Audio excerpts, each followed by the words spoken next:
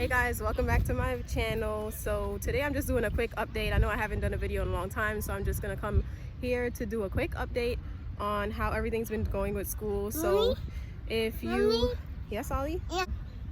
So basically, so school has been online. It has not been any easier. I know some people would think that like not having to go to school and see like professors in person and stuff like that and like sit through lectures would be easier for some reason, but anybody who's in school right now online, you know how much, just if it's not more stressful, it's just as stressful as being in school online. So basically, like the last update I had, I was in peds, so I passed peds and maternity and mental health. So now I'm taking a summer semester for med-surg 1. So basically, like just to rewind, like going to school online for nursing school has been like just as hard. It's like this whole thing where they do I don't know how it is for everyone's school, but my school is using Respondus lockdown browser, which means basically that you have to, for every test, you have to basically check in with a webcam, basically take a picture of yourself, take a picture of like take a quick video testing your audio, you have to take a picture of yourself with your ID. You're being monitored by this program or whatever. So basically, like, it uses the same technology. I know like it makes a lot of people anxious, but if it really shouldn't make you that much more anxious than a regular test would. I know it's kind of like annoying to have to do all of that before, and especially when sometimes professors want you to check in on Zoom and then do the exam. So you got to check in on Zoom, see them face to face, and then do all of this stuff after the test. Like it's so much harder to me than just like walking into a classroom and getting a piece of paper and, you know, doing your test and that's it. This is like so much more complicated. But basically what the browser does is just like use facial recognition. So like just like your phone, if you have the iPhone and your you know iPhone opens with your face, basically it's just like that. So like if I'm taking the test like this and then all of a sudden it sees me like going like this, my face is not, it's not recognizing my face, so I'm gonna get flagged, and then it's gonna say, oh, you have 5 seconds to get back in camera, blah blah blah. So it's been kind of stressful, because like even if you like, you know, you thinking about a question, you just go like this, it'll be like, sis, where are you, you know? So it's kind of annoying, like and then you feel like you being watched, even though like I really don't think we really are being watched, because when you really do the math, like, not to say they don't watch it, I'm sure like when you get a lot of flags or if they suspect you cheating, they're gonna watch the whole video. But if you think about it, it's like a lot of students. I don't know how it is for everybody's class. I'm just talking from my experience. From my experience, it's a whole bunch of people in my class, and the test is like an hour and something, like an hour and a half sometimes you get for the test. No, I think it's like an hour and 15 minutes, whatever it is. Imagine sitting through that much footage for 20 something students. It's just not, but it's like it's almost like it's a scare tactic, because they don't want us to think that we just, you know, at home and it's open book tests. They want you to know that, you know, you're still being monitored and still a closed book test or whatever. But I don't let it stress me out, honestly. It's really not that serious, even though for some people apparently it is, because I do know of some people who have failed their classes because you know, they took up a phone call during class, or like, you know, they got a lot of flags or whatever the case is, or they didn't do like, oh, there's another thing now that you have to do like an environmental check. So basically you have to take your laptop and like turn it around 360 so that they can see like there's nobody else in the room and blah blah blah blah. But it's just like, it's just all like to make sure that we are honestly taking the exam. But it just adds so much anxiety. Like that's just my take on it, from like what I've experienced and what all of my classmates have pretty much experienced. Like everyone just says like it's just so much more pressure, I guess. And it's just like, I don't know, I don't know if my professors think everybody cheats so that they have to like really scare us or whatever the case is. I'm pretty sure that's what it is, because even like one of my professors had said like she doesn't let anybody do templates anymore, which was like basically like something on ATI which you have to hand in. She don't let us do it like typed anymore, because like people were, oh my god, you saw that, babe? So basically she don't let us do templates no more. She gotta type templates no more. She want us to handwrite it, because some people handed it in with other people's name on it. Like, come on. Like, this is why they don't trust us, because people be doing dumb things like that, so that they feel like they gotta, you know, up their game and like really stress us out basically. So that's how that's been going. Like, I'm over it or whatever. I still like think I adjusted pretty fine to class online. I feel like it's been an adjustment, and now I adjusted, and now I'm used to it. It is what it is. Like, now, you know, you log into your lockdown browser, you take your tests, you know, you log onto your Zoom, you try to participate as much as you can. That's another thing. Like, participation is kind of hard because it's like so many people. Sometimes it's like a bunch of people talking at once, or like, you know, I don't know, it's kind of like, it's just different, you know what I mean? So that's how being in school online has been going. But I don't know, I just it's not like, I'm neutral about it basically. Like, I don't think it's the worst thing in the world, and I don't think it's the best thing in the world, but I'm just neutral, honestly. I'm kind of in like senioritis mode because I'm graduating in December. I cannot wait.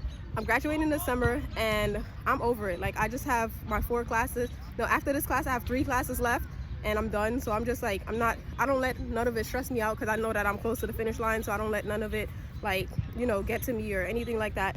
I'm just trying to fit past and, you know, leave. So the only thing I will say is that, like, with the online stuff, I'm hoping that this semester, since it's med-surg, we get like more clinical, like even virtual clinical experience, because I know obviously we cannot get actual clinical experience, but I'm really hoping that, you know, something changes that where we could feel like we can have like the virtual hospital, because I know my sister is in LPN school, and I think she has like a virtual hospital where they like interact with, you know, virtual patients and stuff like that. I want my school to do something like that. I'm hoping that's what they have planned for med-surg, because I know for the past semester before this, where the pandemic happened or whatever, they didn't really have that in place yet. So like, clinicals online was kind of like, it was not like being in the hospitals at all. It was like you're still learning like just textbook stuff. You're not learning you know, anything hands-on. So basically, like, clinicals is just way different when you don't have that like that virtual hospital. Like, I know obviously like it's going to be different because we're online, but I still want to get some type of experience, because I don't want to, you know, I don't want to graduate with 0 hands-on experience. But you know what, like, I'm not letting that stress me out either, because sorry, my son is playing with the ball, and I was holding it. But anyway, yeah, so I know that like we're not going to get the same clinical experience, but I would at least like to have like a virtual hospital or something like that, so that we can still feel like, you know, a little more prepared when we graduate. But I know that after you graduate and you get a job, you have a pretty long orientation period, and based on what everything that has happened, I'm pretty sure that for our graduating class, like any class of 2020 in terms of nurses, we're gonna have to have a way longer orientation period, or we're just gonna have to put in more work than other you know, new grad nurses had to put in, because when we graduate, we're not gonna have any clinical, not any, but we're gonna have less clinical experience than other graduates. So I feel like our orientation needs to be really, really good, so that we are prepared when we do go on the floor by ourselves. So that's just my thing on that. I can't wait to, like, you know, get a job and just go through my orientation. I'm gonna be like a sponge for my orientation. Like, I'm gonna take in everything from either, and you know what, this is something one of my clinical professors did tell me that I did agree with, and I really remember, I'll always remember it. She said, even when you're in orientation and, you know, you're learning from another nurse, even if she's doing something that's like, whatever she's doing, basically, like, you can either take that and say, oh, I like that kind of you know, that kind of technique, whatever approach she has, whatever. You can either take that and be like, oh, that's the kind of nurse I want to be, or it could be the opposite, and you'd be like, ew, no, I don't want to be that kind of nurse. But whichever way, you can make it a learning experience. So basically, that's what I'm planning on doing. What other update do I have? Oh, so I have, basically, after I take med-surg in the summer, I have med-surg 2 in the fall, community and leadership in the fall. So I have 3 classes in the fall. I already registered for them, so I applied for graduation, and I'll be graduating in December. And I'm planning on taking the NCLEX ASAP, like ASAP. As soon as I get that ATT, which is I think it's authorization to test. As soon as I get that, I'm taking the test. Like, literally the first date they have, I'm just gonna take it, because I'm not I'm gonna be preparing for it before I graduate, basically. So I just want to get this done with, because if you know me, you know that I've been in school for mad long. Like, I have a bachelor's in health science because of when I failed out the program, I switched to health science. So I have a bachelor's in health science, and now this is going to be a bachelor's in nursing.